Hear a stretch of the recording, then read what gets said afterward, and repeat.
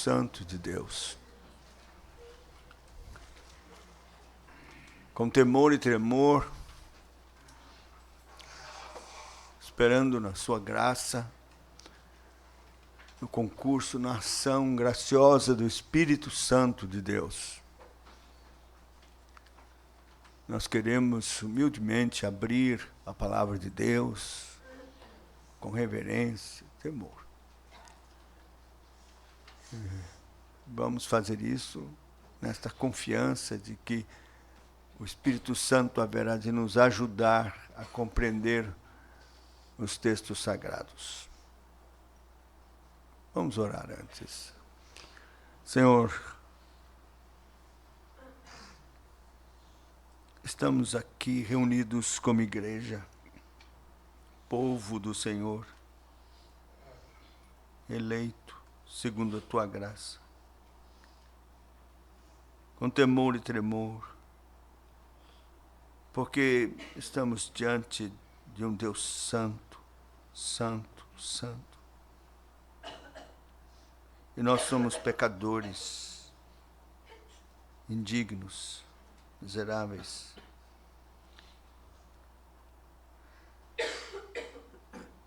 E a única esperança que temos é que o Senhor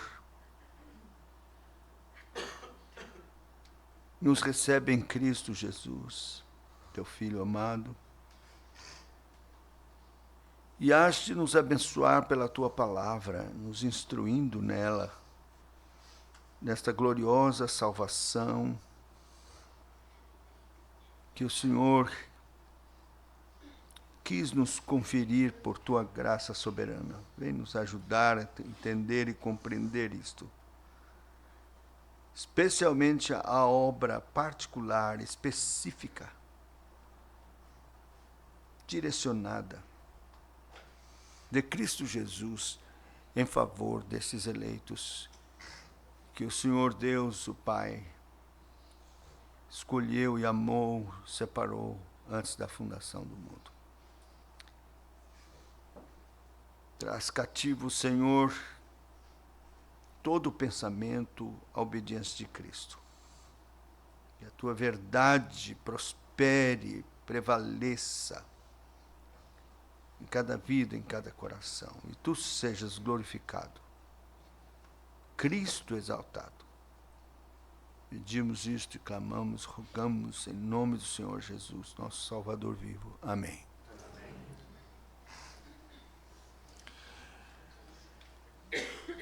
Meus irmãos, nós compreendemos o Evangelho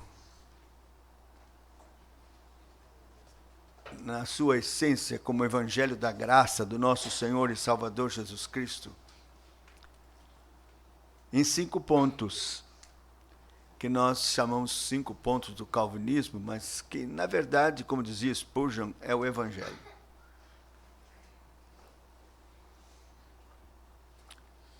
O Evangelho nos fala da depravação total, que o dano do pecado foi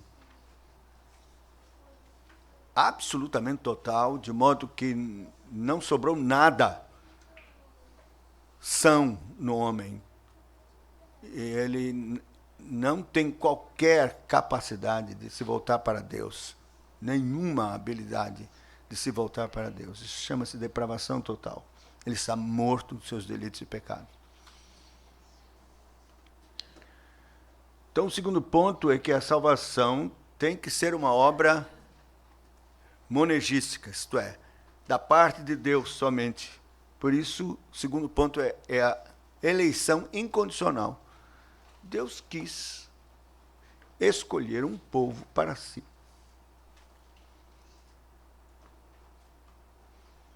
Ele amou e escolheu um povo.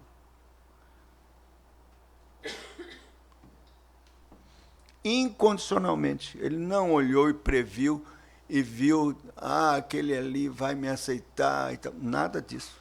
Porque quando ele olhou, previu, ouviu, você e eu, nos viu mortos em delitos e pecados, inimigos dele, amando o pecado e não querendo saber nada dele. Mas ele incondicionalmente, por amor, porque a Bíblia diz, Deus prova o seu amor para conosco pelo fato de ter Cristo morrido por nós, sendo nós ainda pecadores. Ele nos escolheu sendo nós ainda pecadores. Por graça. Beneplácito de sua vontade, diz a palavra de Deus. Nós nem compreendemos mesmo por que ele nos escolheu, não sabemos. Mas é o terceiro ponto, que é o mais difícil. E é o ponto em que as pessoas geralmente têm mais dificuldade de aceitar.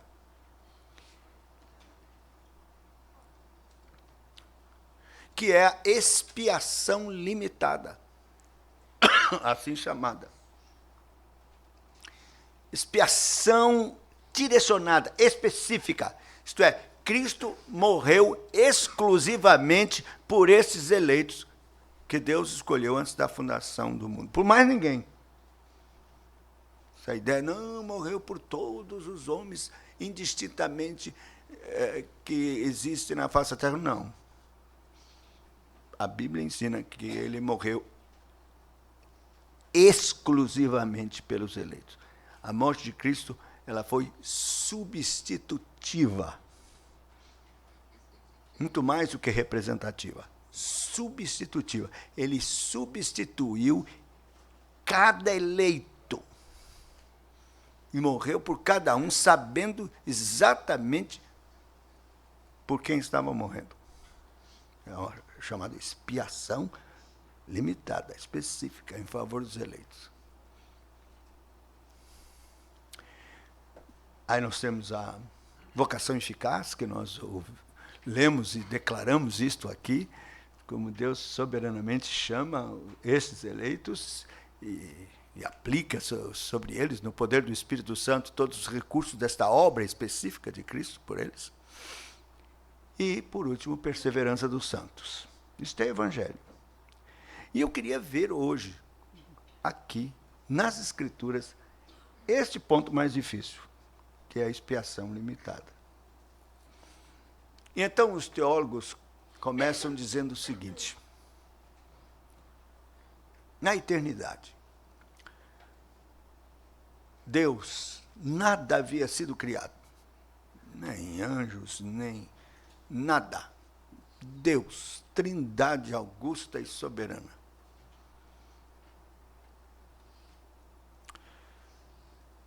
Faz como que uma reunião. Vamos tratar isso, eu diria, antropomorficamente, quer dizer, na nossa linguagem, para a gente poder entender. E então o pai diz: quero criar todas as coisas, criar homens e mulheres,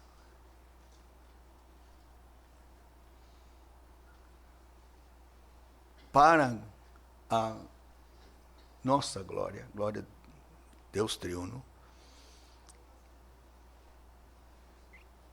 a nossa imagem e semelhança. E o meu propósito é a glória específica do meu Filho unigênito. Sei que irão pecar, mas então, estes que eu escolhi serão a noiva do meu filho. A igreja, o meu povo, eles precisam ser redimidos, resgatados, salvos. E não podem fazer isso por eles mesmos. Por isso é preciso que o meu filho seja encarnado, tome figura humana e realize esta obra em favor deles, substituindo-os e recebendo a minha ira e o meu juízo. que era deles. Então, naquele momento, o filho se apresenta e diz: eu irei, eu farei isso. Então, acontece algo naquela reunião. E manifesta a morte dele. O sangue aparece, é manifestado. E o Senhor Deus diz: aqui está, meu filho, um livro chamado Livro da Vida, no qual eu tenho o nome de cada um desses por quem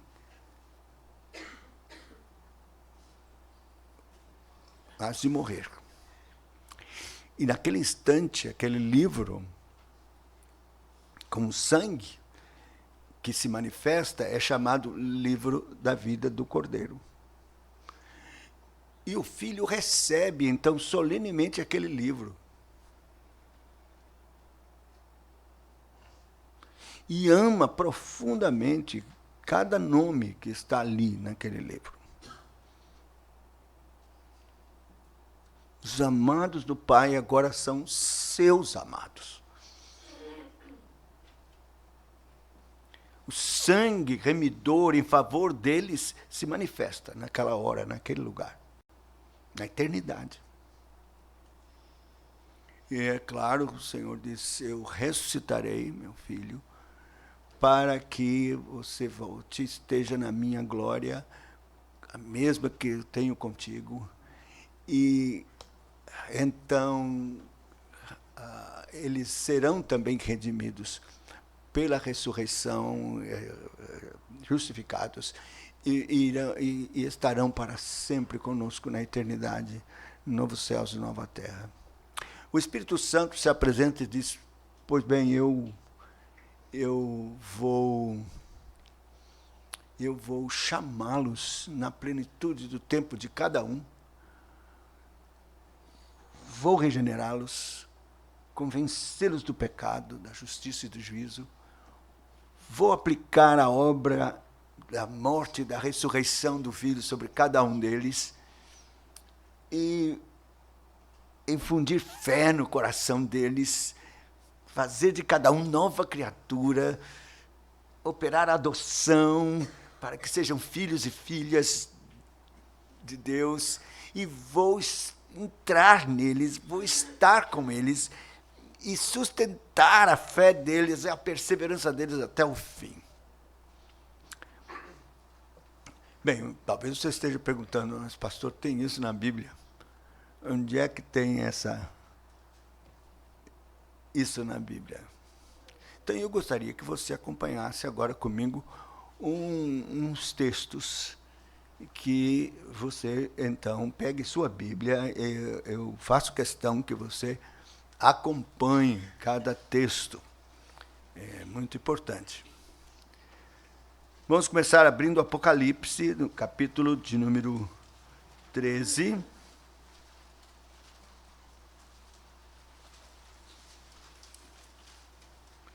Verso 8, e diz assim, Apocalipse 13, 8, e adorarão todos os que habitam sobre a terra. Está falando da besta. Aqueles que vão adorar a besta, cujos nomes não foram escritos no livro da vida do Cordeiro, que foi morto desde a fundação do mundo. Bom, então nós temos aqui um livro escrito com nomes, chamado Livro da Vida do Cordeiro, que foi morto desde a fundação do mundo. Então, já vemos aqui também a sua morte, a manifestação da sua morte na eternidade. E se você abrir para no 17, nós vamos ver que esses nomes não foram sendo escritos à medida que a pessoa se converte. Não, foram escritos lá naquele momento na eternidade. A besta, versículo 8, 17, 8. A besta que viste era e não é, e está para emergir do abismo, e caminha para a destruição. A besta que viste era e não é. Está para emergir do abismo e caminha para a destruição. E aqueles que habitam sobre a terra, cujos nomes não foram escritos no livro da vida, desde a fundação do mundo, se admirarão vendo a besta que era, não é, mas aparecerá. Então, os nomes foram escritos quando? Na fundação do mundo. A gente vê muitas... Eu muitas vezes fiz apelo, quando as pessoas vinham à frente e eu orava. Senhor, escreve o nome dessas pessoas no livro da vida. Errado. Os nomes foram escritos na eternidade. Já estavam escritos. Desde a fundação do mundo. E o fato de que Cristo morreu, ou a morte dele se manifestou lá na eternidade, seu sangue apareceu lá na eternidade, está em 1 Pedro, aqui, olha, 1 Pedro, capítulo 1, veja o verso, a partir do verso de número 18. Sabendo que não foi mediante coisas corruptíveis, 1 Pedro 1,18. Sabendo que não foi mediante coisas corruptíveis, como prata ou ouro, que fostes resgatados do vosso fútil procedimento que vossos pais vos legaram, mas pelo precioso sangue, como de cordeiro, sem defeito, sem mácula, o sangue de Cristo, conhecido com efeito antes da fundação do mundo, porém manifestado no fim dos tempos por amor de vós. Então o sangue realmente foi conhecido antes da fundação do mundo. Bom, até aqui está batendo a historinha com o que a palavra de Deus diz. Mas eu pergunto, será que o Senhor Jesus, quando esteve aqui, e que iniciou o seu ministério com plena consciência, cheio do Espírito Santo, de que era o Filho de Deus, e de que era o Redentor, o Salvador destes eleitos, ele manifestou, falou alguma coisa, deixou alguma pista de que, de fato, foi acordado na eternidade esse propósito de que ele viria para salvar os eleitos, só os eleitos. Ele tinha consciência disso, ele deixou transparecer isso, mostrou isso claramente. Sim. Vamos começar com João, no capítulo de número 6. Evangelho de João, capítulo 6. Vamos começar no verso de número 37.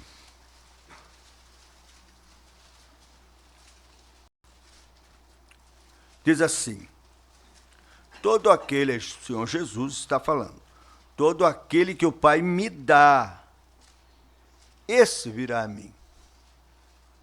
E o que vem a mim, de modo nenhum o lançarei fora. Então, ele está consciente de que os eleitos que o Pai escolheu vêm da parte do Pai, é o Pai quem dá, e quando vem da parte do Pai, não lança fora.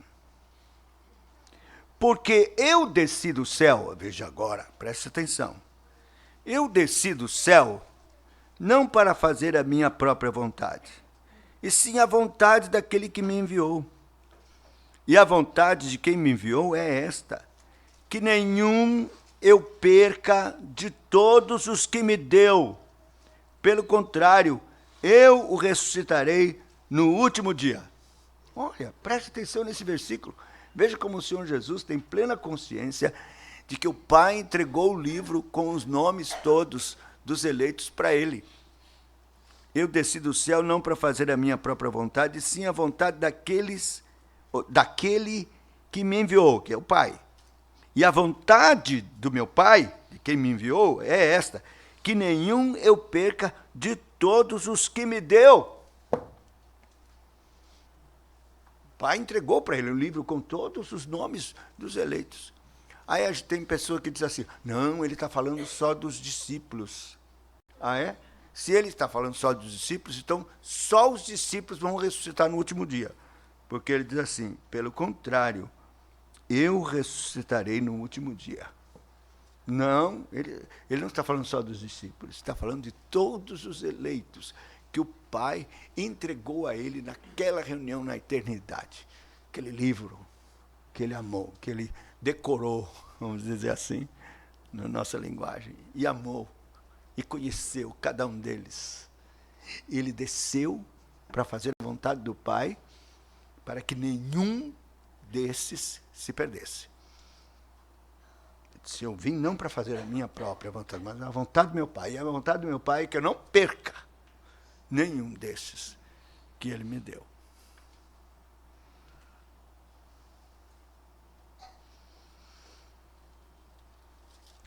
No verso 65, se você virar a página, diz, e prosseguiu, por causa disto é que vos tenho dito, ninguém poderá vir a mim, se pelo Pai não lhe for concedido.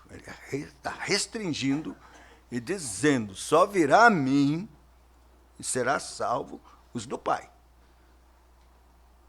Ninguém poderá vir a mim se do Pai isto não for concedido. Aí você vira um pouco mais a página da Bíblia, no capítulo 8, nós vamos ver que o Senhor Jesus vai chamar estes da lista, ou estes do livro, de os que são de Deus. E os que não estão na lista, ele vai chamar os que não são de Deus e que são filhos do diabo. É assim que ele vai chamar. Veja, João 8, vamos começar no verso 47. João 8, 47. Quem é de Deus, ouve as palavras de Deus. Por isso não me dais ouvidos, porque não sois de Deus.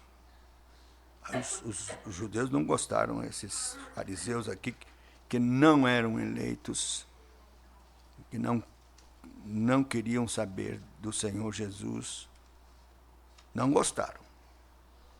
Mas o Senhor foi categórico. Quem é de Deus, ouve as palavras de Deus. Por isso não me dais ouvidos, porque não sois de Deus. Quer dizer que os que dão ouvidos é que, de fato, tem o seu nome na lista. Se não tem o nome lá no livro, não vai dar ouvido. Não vai dar. Então, quando a gente prega o Evangelho, nós pregamos na expectativa de que esteja ali quem seja do Senhor, quem de fato foi escolhido. Esse vai dar ouvido. Mas há, eu sei, pessoas que não são do Senhor e não vão dar ouvido. Porque ele está dizendo isso. Quem é de Deus, ouve as palavras de Deus. Por isso não me dais ouvidos, porque não sois de Deus. Quer dizer, vocês não têm um nome lá na lista. Perceba claramente que o Senhor Jesus está consciente de que ele veio por um povo específico, os eleitos de Deus. Aí você vai agora para o capítulo 10, e ele vai chamar estes da lista, ele vai chamá-los de suas ovelhas. Capítulo 10. Em verdade vos digo, o que não entra pela porta no aprisco das ovelhas, mas sobe por outra parte, esse é ladrão e salteador. Aquele, porém, que entra pela porta, esse é o pastor das ovelhas. Para isso o porteiro abre, as ovelhas ouvem a sua voz. Ele chama pelo nome as suas próprias ovelhas e as conduz para fora.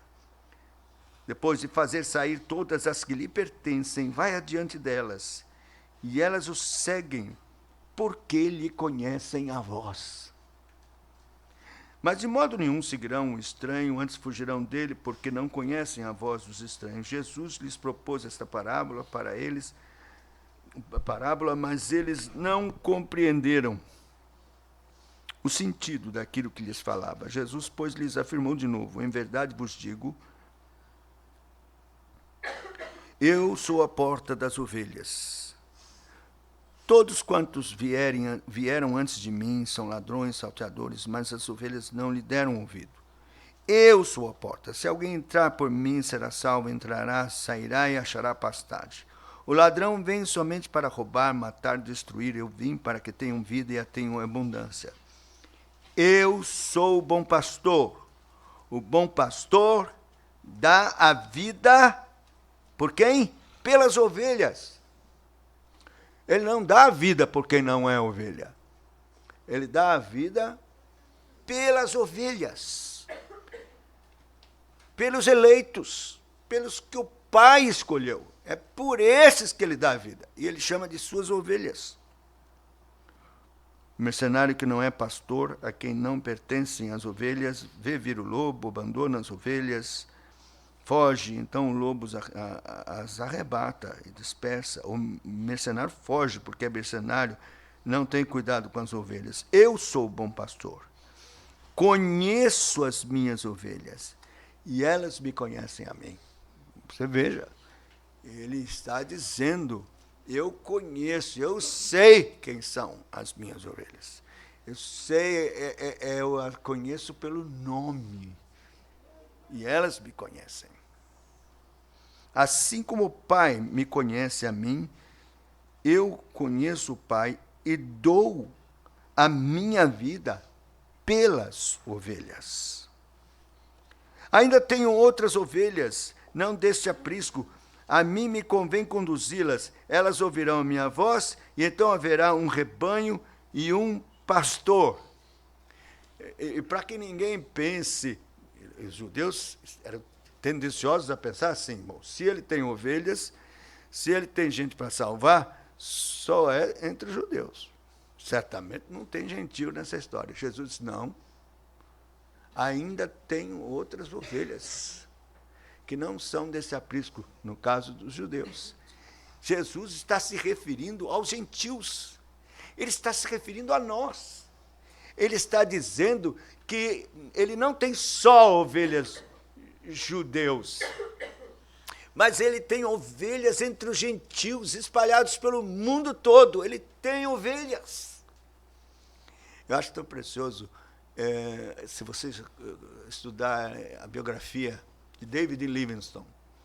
David Livingstone foi um missionário no século XIX, também um grande geógrafo, cientista, mas ele sentiu-se chamado por Deus para pregar o evangelho entre os africanos, lá no interior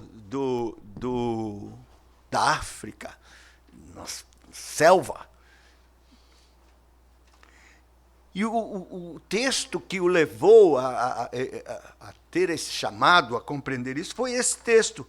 Ainda tenho outras ovelhas que não são desse aprisco, a mim me convém conduzi-las. Ele cria, na doutrina da eleição, cria firmemente nestes pontos que eu mencionei, e então ele disse, o Senhor Jesus tem ovelhas, quer dizer, que o Pai escolheu, e por quem ele morreu, lá na África. O Espírito Santo deu convicção a ele disso e o chamou para pregar o Evangelho. Nesse versículo, ainda tenho outras ovelhas que não são desse aprisco. E ele partiu e foi para a África. E fez um trabalho maravilhoso. E, de fato, lá foram encontradas as ovelhas do Senhor. No tempo que ele pregou, muitos vieram a Cristo, foram salvos. É uma história bonita. Ele morreu lá na África. Mas, a essa altura, ele também estava fazendo um trabalho geográfico e computando e registrando os acidentes geográficos que muito contribuiu para os mapas geográficos, ele mandava para a Inglaterra essas informações científicas precisas, e ele ficou muito famoso. Mas quando ele morreu, então o rei da Inglaterra mandou buscá-lo para que ele fosse enterrado com honras na Inglaterra. Os africanos disseram, ele vai, mas não o coração. Tiraram o coração dele e mandaram o corpo.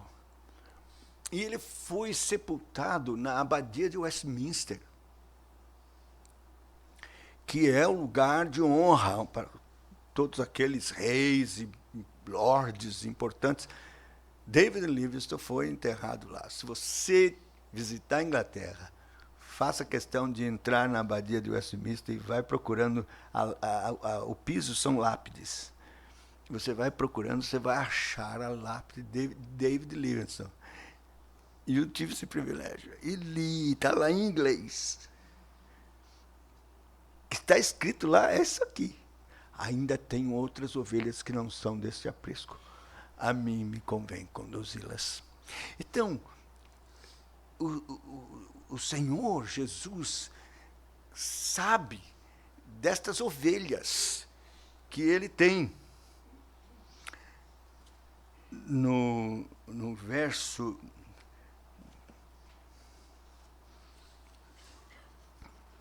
Ele quer reunir todos num rebanho. Ainda, verso 16, ainda tem outras ovelhas que não são desse aprisco, a mim me convém conduzi-las, elas ouvirão a minha voz, então haverá um rebanho e um pastor.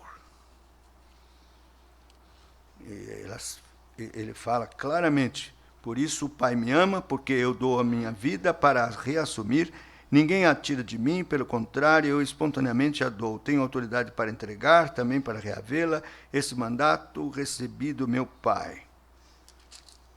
Se formos mais para frente um pouquinho, no verso de número 25, respondeu-lhe Jesus, já vos disse e não credes. As obras que eu faço em nome do meu Pai testificam a meu respeito.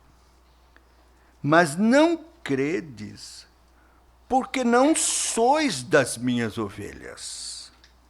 As minhas ovelhas ouvem a minha voz. Eu as conheço, e elas me seguem, e lhes dou a vida eterna. Jamais perecerão, e ninguém as arrebatará das minhas mãos. Veja, ele está dizendo, as minhas ovelhas ouvem a minha voz, eu as conheço e elas me seguem. Aí os puritanos dizem o seguinte, um eleito tem 2 sinais que você reconhece um eleito. O primeiro é a orelha, sinal. O segundo, os pés. Como? A orelha, porque diz, as minhas ovelhas ouvem a minha voz. E os pés me seguem. Eu escrevi um folheto, o título é Só os eleitos serão salvos. Será você um deles? Aí, no folheto, eu cito isso. Só, olha, se você é um eleito de Deus, você vai ouvir a voz do Senhor Jesus. Você vai ouvir o Evangelho, você vai prestar atenção, você vai ouvir o Senhor lhe chamando, vai ouvir o Evangelho. E vai seguir a Cristo. Você vai buscar uma igreja e seguir a Cristo. Você vai ouvir a voz de Cristo e dizer, Ele é o meu Senhor, é meu pastor, é meu Salvador e vou segui-lo. Se você é um eleito, é isso que você vai fazer. Eu digo a mesma coisa aqui. Como é que você pergunta, como é que eu sei que eu sou um eleito? Se você, pelo Espírito Santo, ouviu o Evangelho, identificou a voz de Cristo lhe chamando com amor, você é convencido disto, de que Cristo morreu pelos seus pecados, então você crê de todo o coração, o Espírito Santo lhe dá fé, e você crê de todo o coração em Cristo. E então você toma uma decisão de segui-lo. E essa decisão, na verdade, não é sua, é a graça de Deus que operou. E assim você sabe que é uma ovelha. É o Espírito Santo quem vai fazer com que você ouça a voz de Cristo e que você o siga. Capítulo 11, veja o verso de número 47, ele vai chamar agora os da lista, os do livro, de filhos dispersos. 47, versículo 47. Começa aqui. Então os principais sacerdotes e os fariseus convocaram o sinédrio e disseram: o que estamos fazendo, uma vez que este homem opera muitos sinais? Se o deixarmos assim, todos crerão nele. Depois virão os romanos e tomarão não só o nosso lugar, mas a própria nação. Caifás, porém, um dentre eles, sumo sacerdote naquele ano, advertiu-os, dizendo: vós nada sabeis, nem considerais que vos convém que morra um só homem pelo povo, e que não venha a perecer toda a nação. Ora, ele não disse isso de si mesmo, mas, sendo sumo sacerdote naquele ano, profetizou que Jesus estava para morrer pela nação. E não somente pela nação, mas também para reunir em um só corpo os filhos de Deus que andam dispersos.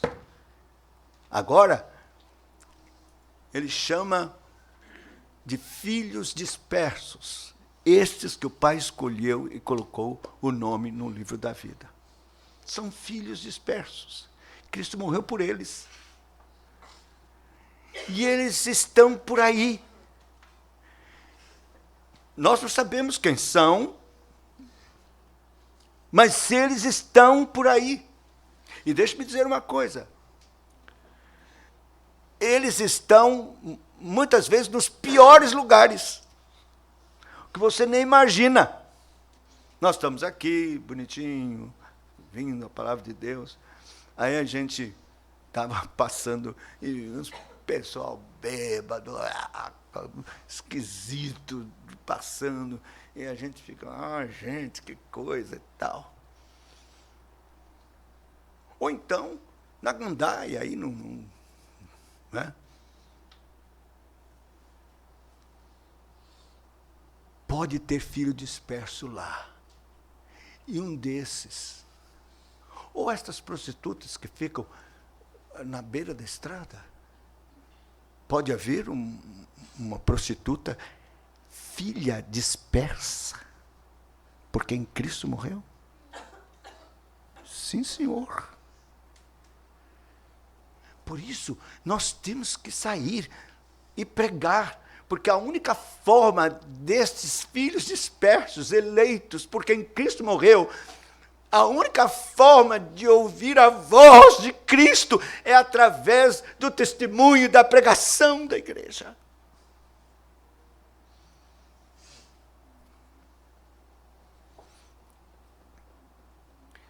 Nós devemos sair pelos becos e valados. Nós não devíamos fazer discriminação alguma de qualquer pessoa.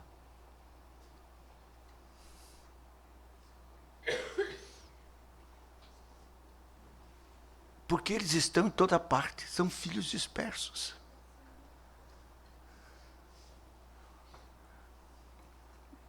Estava no meu gabinete, há muito tempo atrás, uns anos atrás. E então chegou um jovem, a secretária o recebeu, foi lá no gabinete e disse: pastor, tem um moço aí que quer falar com o senhor. Disse: quer? Não sei. Ele quer falar com alguém. Então manda ele entrar, como é? Aí ele entra o jovem, um moço. Ele tinha um rabo de cavalo bem grande, assim. Sentou e perguntou assim: aqui é a igreja de crente? É a igreja dos crentes aqui? Eu disse, sim, senhor, é a igreja dos crentes. É aqui precisamente a igreja dos crentes. Ele sabe o que aconteceu? Eu estava me sentindo muito para baixo, ruim, problemas. Aí fui no terreiro de Umbanda. Sei lá, um encosto, alguma coisa sair de mim, um banho de folha que eles falam, sei lá, coisa que pudesse fazer. Entrei na fila, lá estava o pai de santo com charutão, cada um ia, sentava, ele dava o que devia fazer, as tarefas, pagavam e tal, ia embora. Chegou minha vez. Eu ia me sentando, ele nem levantou a cabeça. Ele disse, o que é você que está fazendo aqui? Eu vim, aqui não é seu lugar, não. Como? Seu lugar é com os crentes. Assim mesmo, com aquela voz. O cara cheio de demônio. Quer dizer, eu só lembro de Lutero. Lutero disse, o diabo é o diabo de Deus. Lutero dizia isso. É o diabo de Deus. Deus obrigou aqueles demônios a dizerem para aquele moço que ali não era seu lugar. Demônio evangelizando. É porque você não evangeliza.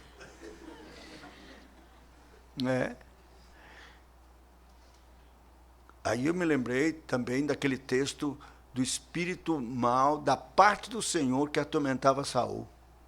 Era um espírito maligno mesmo, mas que recebia a ordem do Senhor. O diabo recebe a ordem do Senhor. Tem que cumprir. E o moço apareceu lá e eu falei de Cristo para ele.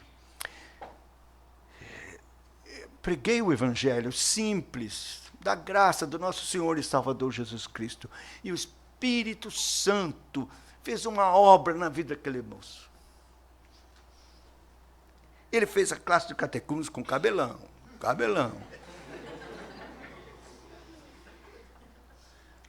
Quando chegou o dia do conselho, eu disse, se ele vier com cabelão, vai ser difícil.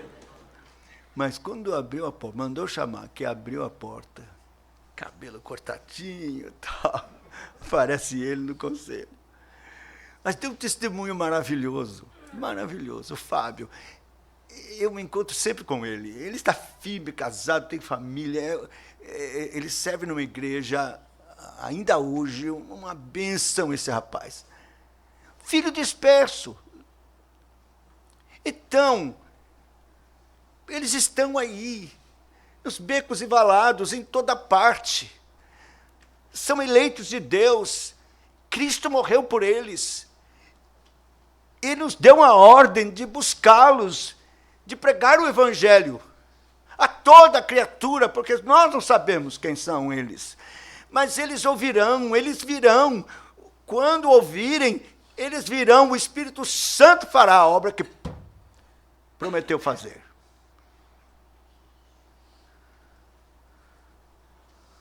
Filhos dispersos, que nós temos que buscar. Porque em Cristo morreu. Foi por eles. E eu vou dizer uma coisa para você. Todo crente verdadeiro, todo eleito, salvo pela graça, confirma a sua eleição. Sua eleição é confirmada pela sua transformação, santificação e pela sua obediência ao Senhor em pregar o evangelho. É sério o que eu estou falando. Porque crente que não tem amor missionário, evangelístico, que não se condói com pessoas que estão perdidas longe de Cristo, no seu pecado, e que não tem amor no seu coração por almas perdidas, isso é problema. Porque não é normal. Um eleito, salvo pela graça, ele vai desejar evangelizar, falar de Cristo, compartilhar do amor de Deus. Isto é natural, espontâneo. O Espírito Santo está nele e o incomoda. E ele, então, quer falar de Cristo. É bom que você saiba disso, porque cada um deve examinar-se a si mesmo. Sou um eleito? Eu, de fato, tenho o meu nome escrito no livro da vida? Eu sou de Deus? Eu sou uma ovelha? Eu sou um filho disperso, alcançado, que faz parte deste rebanho precioso do Senhor? Ele é, de fato, meu pastor? Porque se você não experimentar a confirmação disto, através de uma vida verdadeiramente transformada, odiando o pecado, buscando a santidade e ser obediente ao Senhor, uma vida de comunhão pessoal com Deus diária e de amor aos perdidos. Essa é a vida do crente eleito.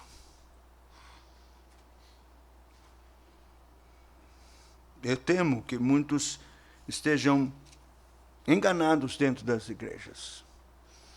São domingueiros, são pessoas que, na verdade, a sua participação no tempo da sua vida mais é com o mundo do que com as coisas de Deus. Mal vêm para os trabalhos da semana, oração, não se envolvem, vem, bate o ponto domingo, some. E não tem vida de comunhão, de fervor, de amor para com o Senhor Jesus Cristo. Cuidado. Examinai-vos a vós mesmos se realmente estáis na fé. Se Cristo, de fato, está em vós. Se não é, que estáis reprovados, diz o texto sagrado. Então, se você é um eleito de Deus, Cristo morreu por você. E isso tem que fazer a diferença. Muita diferença.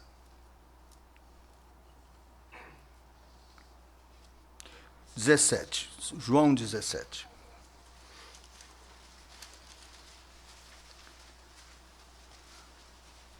Tendo Jesus falado estas coisas, levantou os olhos ao céu e disse: Pai, é chegada a hora. Chegou a hora, Pai. Como se ele dissesse, aquilo que foi combinado lá e tal, chegou a hora. Para que o Filho te glorifique a ti. Assim como lhe conferiste autoridade sobre toda a carne, a fim de que ele conceda a vida eterna a todos os que lhe deste. Veja, assim como lhe conferiste autoridade sobre toda a carne, a fim de que ele conceda a vida eterna a todos os que lhe deste. A vida eterna o Senhor concedeu para aqueles que o Senhor me deu, que tem um nome no livro.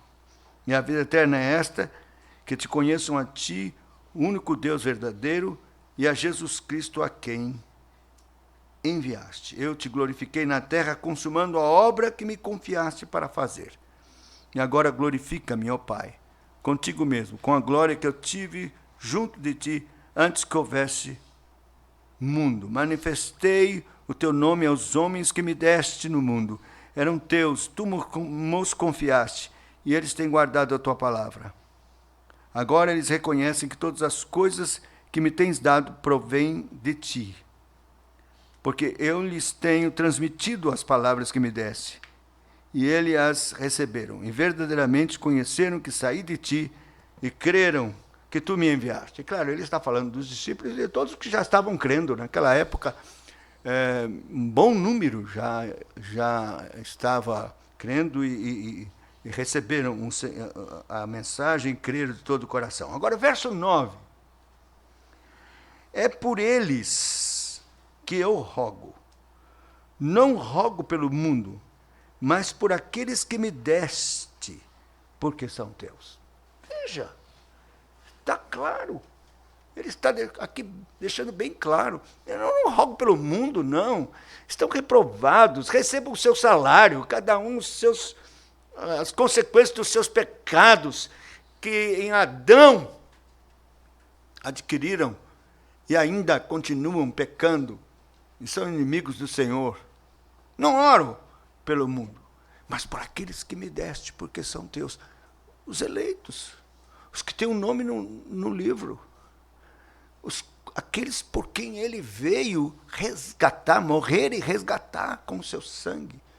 É por esses que eu oro, porque são teus. Então ele deixa bem claro que a sua obra específica seria em favor destes eleitos.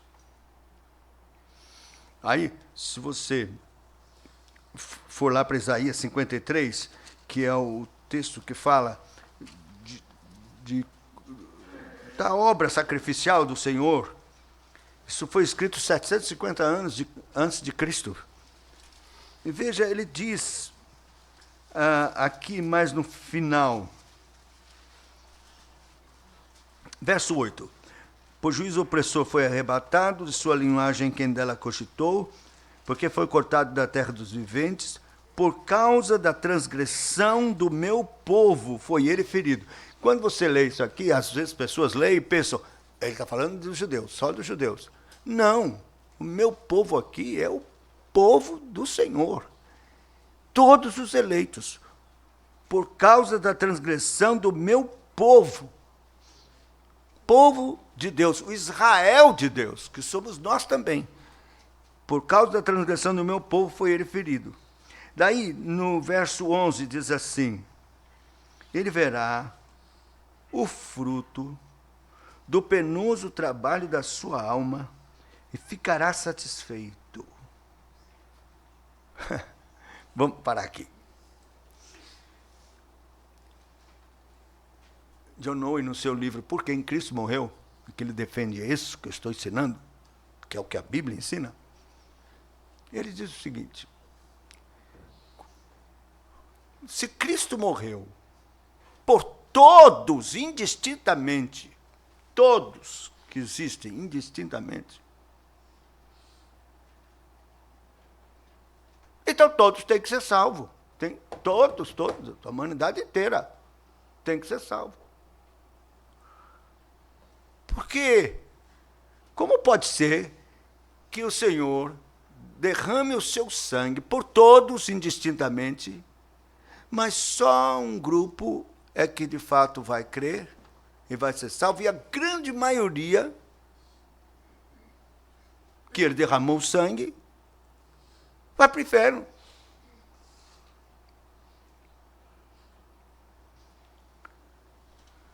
E você acha que o Senhor ficaria satisfeito em ter morrido por todos, derramando sangue por todos, e só um pequeno grupo que creu e aproveitou este sangue e realmente foi lavado e salvo, e resgatado, e remidos, e o resto foi todo para o inferno, não adiantou nada o seu sofrimento e toda a agonia. Não, o texto está dizendo, ele verá o fruto do penoso trabalho da sua alma e ficará satisfeito. Sabe o que significa isso? Nenhuma gota do seu sangue foi derramado em vão. Todo o trabalho penoso da sua alma, todo o sacrifício, toda a dor, toda a angústia, e o seu sangue precioso, divino, derramado, teve um resultado absolutamente total. O penoso trabalho da sua alma, E cada gota do seu sangue valeu. E ele ficou satisfeito. Ele verá o fruto do penoso trabalho da sua alma e ficará satisfeito. Todos por quem ele morreu são salvos. Serão salvos. Todos, todos. Nenhum.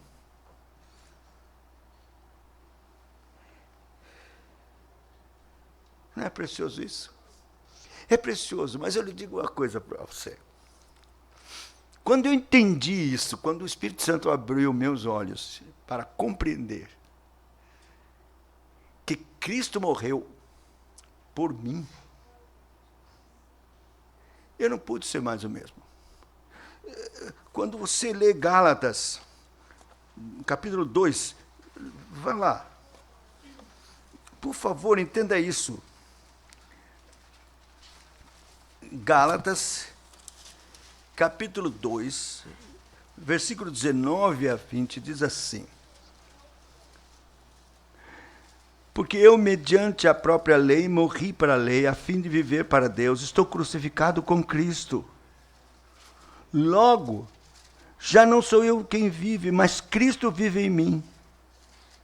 E esse viver que agora tenho na carne, vivo pela fé no Filho de Deus, que me amou e a si mesmo se entregou por mim. Veja que o apóstolo Paulo tem a consciência de que a morte de Cristo não foi representativa pela humanidade, mas foi substitutiva por pecadores definidos, inclusive ele. Cristo morreu por mim. E você tem que dizer a mesma coisa, você não é diferente do apóstolo Paulo. Se você é um eleito, Cristo morreu por você. E sabe o que significa isso?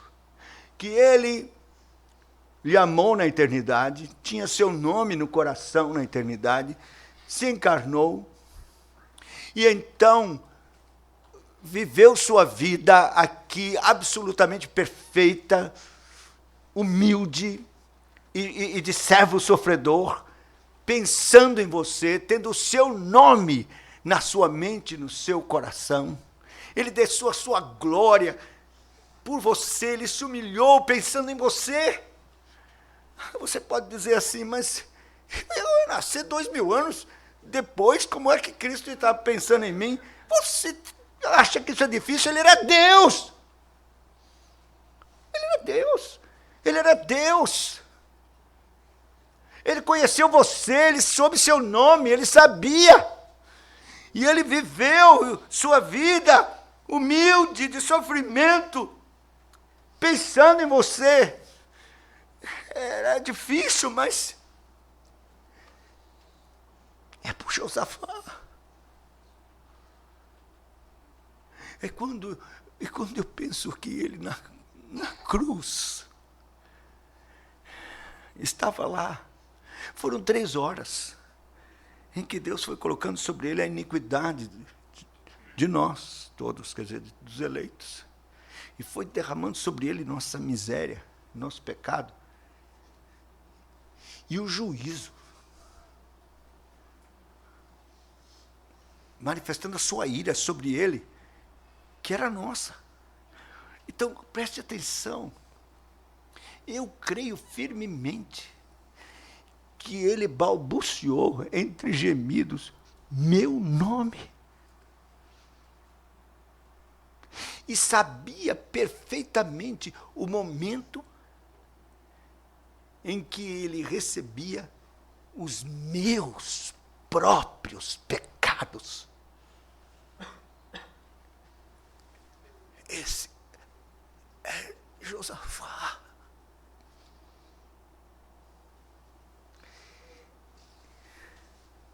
Ele morreu por mim.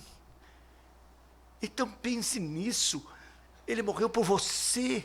Ele sabia seu nome. Ele sabia exatamente as suas imundícies que ele estava recebendo em seu lugar. As suas podridões, ele sabia, as minhas. Ele sabia. Milhões de pessoas crentes e tal. Não, Para Deus não tem problema nenhum. Ele pensava em você. E Ele lhe amou pessoalmente. E cumpriu aquilo que estava designado desde a eternidade, em seu favor. A morte de Cristo foi particular, específica, individual, para cada eleito. Ele morreu por mim. E eu digo uma coisa para você, se você compreender isso pelo Espírito Santo, você não pode continuar mais o mesmo. Uma coisa é você pensar, Cristo morreu pela humanidade e eu resolvi crer e tal, e tive um benefício. Outra coisa é você crer como a Bíblia ensina. Ele veio porque o Pai lhe amou na eternidade, escreveu seu nome no livro e designou que ele fosse o Redentor, o seu Redentor. E ele desceu para isso, pensando em você. Lhe amou e viveu a vida perfeita em seu lugar, obedeceu perfeitamente a lei por você. Venceu o diabo quando ele estava no deserto, enfrentando Satanás. Ele estava pensando em você. Ele enfrentou o diabo com a palavra de Deus para a sua vitória. A Bíblia diz que ele foi tentado em tudo e por nós, para socorrer os que são tentados, os eleitos, você e eu.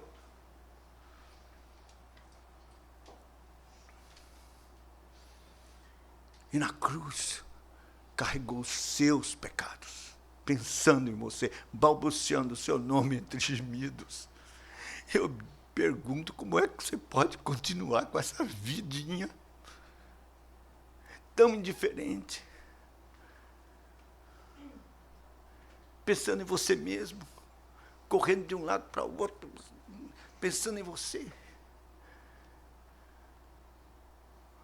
Não. O Espírito Santo está lhe mostrando que isso não pode continuar assim. Você foi resgatado para Cristo e não pertence mais a você mesmo. Ele morreu em seu lugar, pagou o preço do seu resgate. E agora você é dele. E só tem sentido viver para ele. O apóstolo Paulo, quando entendeu isso, disse, não sou eu mais quem vive, mas Cristo vive em mim. Então entenda, vida cristã não é uma sociedade com Cristo. Não. Não é você dizer, bom, eu vou viver a minha vida e quero Cristo como meu sócio, para me ajudar. Ah, se eu tiver Cristo como meu sócio, então vou tomar as decisões certas, ele vai me ajudar, tal. Errado. Não, a obra de Cristo, ele veio, não foi para ser um sócio. Ele veio para que você morresse nele,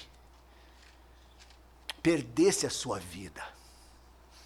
É por isso que ele diz, se alguém quer vir após mim, negue-se a si mesmo, tome sua cruz, isto é, morra.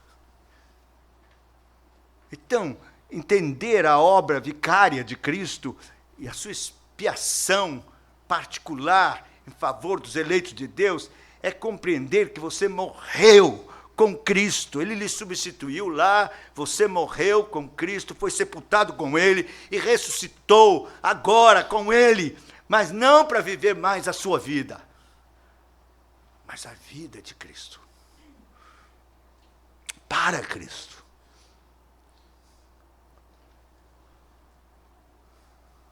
Agora, não sou eu quem vivo, mas Cristo vive em mim.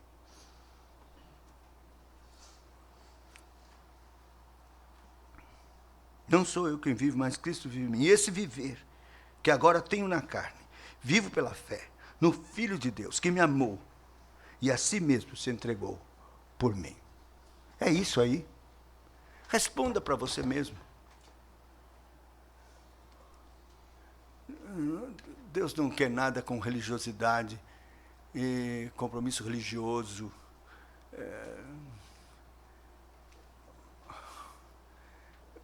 É muito mais que isso. É entender a expiação limitada, particular, específica de Cristo em favor dos eleitos, portanto, em seu favor. E isso tem que determinar que você agora ame ao Senhor de todo o seu coração. E sua vida seja dedicada, mas consagrada a Ele. Não é possível que você não tenha prazer ou desejo de ter comunhão com este amado da sua alma, que fez isto por você, que lhe amou desta forma. Não é possível que você não tenha um tempo de oração em que você tenha comunhão com Ele e fale com Ele. E o adore, e dê graças, e diga: eu te amo. Senhor, tu és meu, porque tu me amaste primeiro. E ofereça a sua vida, e pense como agradá-lo, como servi-lo, como viver a vida de forma que Ele seja glorificado.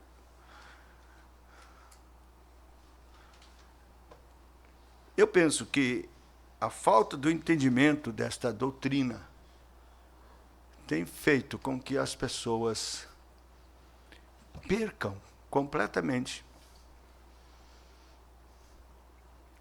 esse foco tão objetivo do propósito de Deus. E muitos não têm uma resposta de amor devida, porque não compreenderam ainda. Imagine, Deus amou você antes da fundação do mundo, lhe conheceu na sua podridão e miséria, e a si mesmo lhe amou, lhe escolheu, colocou seu nome no livro da vida. Quis lhe salvar. Se fosse só isso, mas é mais. Designou seu filho para sofrer em seu lugar, derramar seu sangue. Não temos como compreender e entender a dimensão do mistério da cruz. Como Billy Graham dizia, quando falamos do Calvário, tateamos.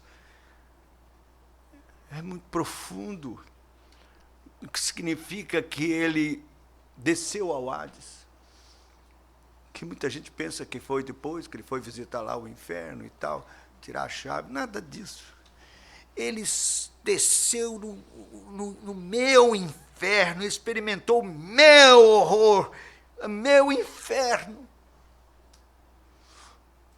Um puritano disse que, quando ele disse, tenho sede, não era simplesmente o fato de que ele havia perdido muito sangue, desidratado, estava com sede. Não, é algo muito mais profundo. O puritano diz que isto tem a ver com a sede do inferno, a mesma que o homem rico sentiu quando clamou lá: Pai Abraão, manda Lázaro com o dedo molhado em água botar na minha língua, porque me acho atormentado nesta chama. A sede de Jesus foi o tormento das chamas do meu inferno